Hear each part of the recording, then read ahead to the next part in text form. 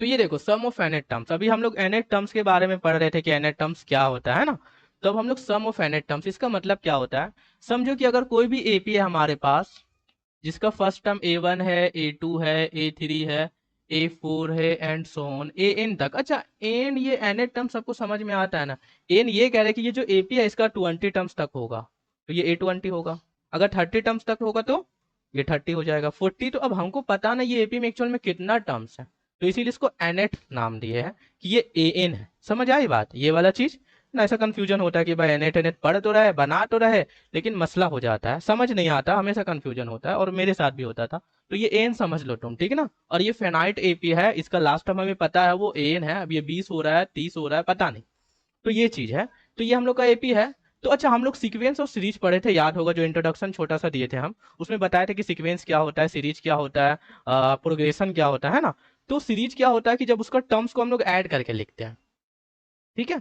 तो इसका मतलब है कि हम लोग को जो सम ऑफ टर्म्स निकालना है, मतलब सारा A1, A2, A3 and so on, और ये ए एन तक। जैसे कि सपोज कर लो डेली लाइफ में, मान लो कोई आदमी है, वो मान लो 5,000 रुपये कमा रहा है।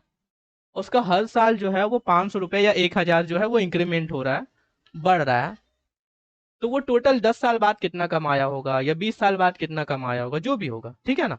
तो इसके लिए ये जो सम ऑफ एनेट टर्म्स है वो ज्यादा जो है यूजफुल होता है। ये फॉर्मूला से हम लोग आराम से फाइंड आउट कर सकते हैं।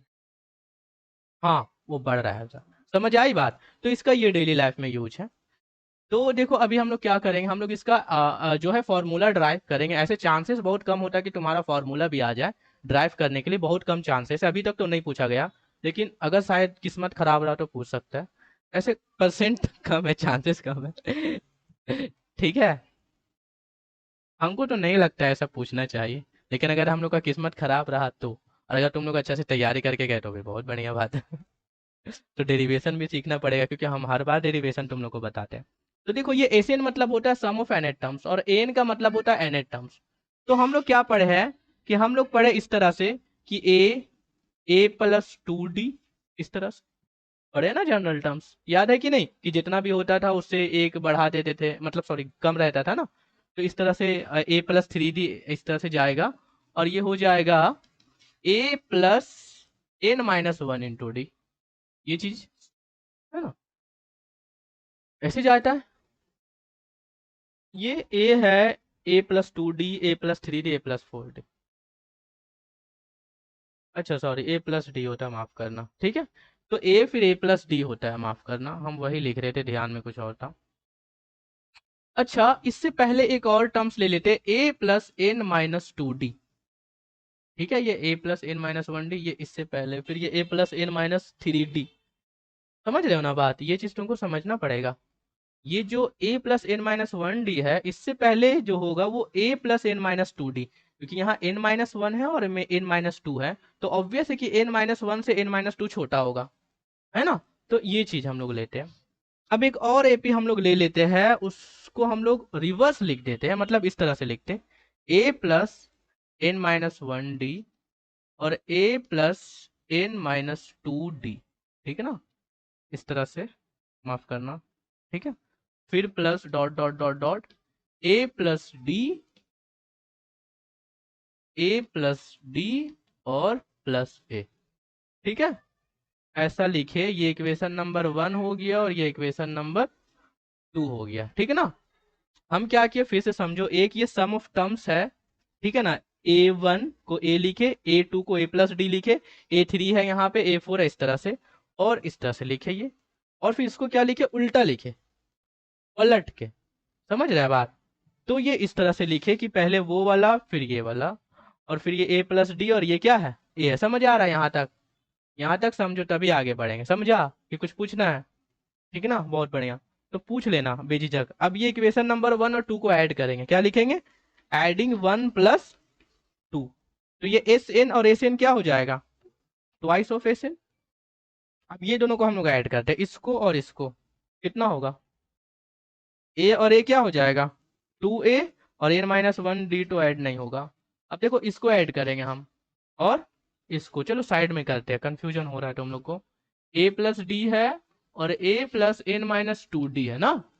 इसको ऐड करते हैं तो ये ए और ए क्या हो जाएगा, 2a हो जाएगा। ये डी नहीं कुछ हो रहा तो इसको खोल लेते हैं हम लोग, तो क्या हो जाएगा dn और 2d, तो फिर 2a हो जाएगा और यहाँ पे हो जाएगा dn और माइनस डी, तो 2a plus n minus one और d को कॉमन कर लेते हैं हम लोग। ठीक है, कैलकुलेशन समझ आ रहा है ना भाई, सिंपल कैलकुलेशन कर रहे हैं हम लोग यहाँ पे।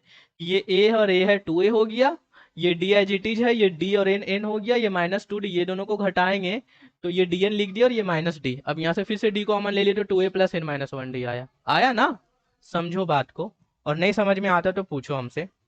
तो इसका मतलब फिर से हम लोग ऐड किए तो फिर वही चीज आ गया, और फिर ये बीच में भी एडिंग होगा तो वही चीज आएगा। ठीक है, अब ये दोनों को फिर से देखो, अब फिर से a plus N minus 2d और a प्लस डी को ऐड करेंगे तो फिर वही चीज आएगा, आएगा ना।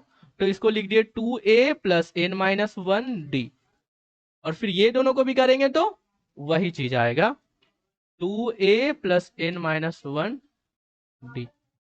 ठीक ना, तो यहाँ पे क्या हो गया, ट्वाइस ऑफ एस एन और 2a plus N minus 1d, 2a plus N minus 1d और 2a plus N minus 1d, कितना तक, n टाइम्स, मतलब n टर्म्स तक।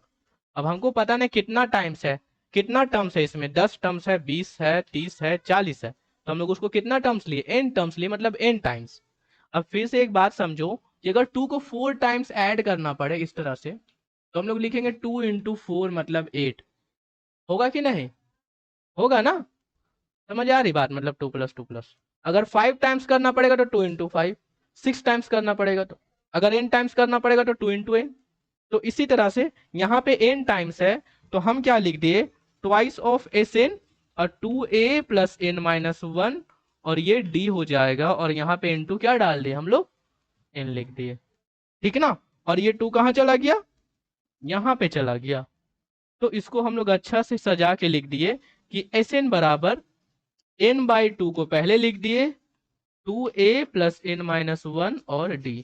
तो ये आया sum of the nth terms of the given AP, जिसमें n नंबर ऑफ टर्म्स है, फर्स्ट टर्म है, नंबर ऑफ टर्म्स है और कॉमन डिफरेंस है। इसमें n टर्म्स है, यहाँ पे an है ना, ये n टर्म्स मतलब हमें पता नहीं कितना टर्म्स है। हाँ हाँ हाँ, हाँ हमको पता ही नहीं है तो इसीलिए n टाइम्स हो गया। यहाँ पे 4 बार था तो 2 इंटू 4 कर दिए, जितना टाइम्स होगा उतना। समझ आई बात, कौन वाला, ये वाला।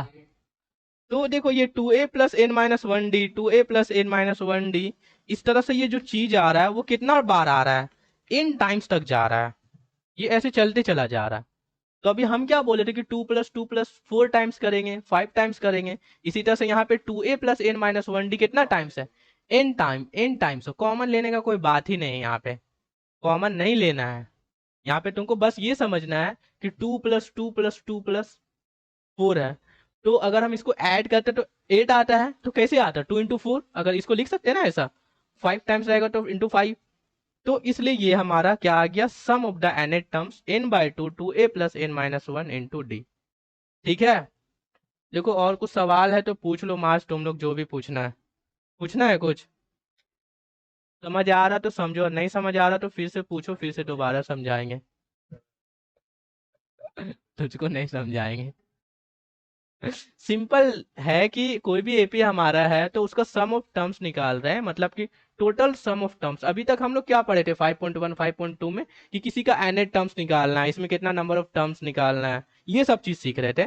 बट इस एक्सरसाइज में हम लोग सीख रहे हैं कि सारा टर्म्स को ऐड करने पे कितना आएगा। अब जैसे कि मान लो कोई एपी है 1 प्लस 2 प्लस 3 प्लस लेकर के 100 टर्म्स तक, तो भाई अगर तू इसको ऐड करने बैठेगा तो भाई समझ रहा है ना, बिहान हो जाएगा, मतलब सुबह हो जाएगा। ठीक है, तो इसीलिए ये फॉर्मूला है, इसको इंट्रोड्यूस करके हम लोग ये समझते हैं। क्लियर, तो ये वाला चीज को हम लोग क्या लिखे, a1 को a लिखे, a2 को a प्लस डी लिखे, a3 को सबको यहाँ पे बीच में घुसा दिए, है ना। और ये an को हम लोग को पता है a प्लस एन माइनस 2 होता है, तो ध्यान रहे कि इससे पहले जो होता है ना वो n माइनस 1 होता है, n माइनस 2 होता है। ठीक है ना, तो यही a n माइनस 1 के प्लेस में लिखे a plus N minus 2d, और फिर इसी इक्वेशन को क्या किए, रिवर्स लिख दिए इस तरह से, और फिर ये दोनों को ऐड किए, और ऐड करने पे ये सारा क्रियाकलाप। क्या हुआ, सामने सामने से तो करते नहीं आता है, इसीलिए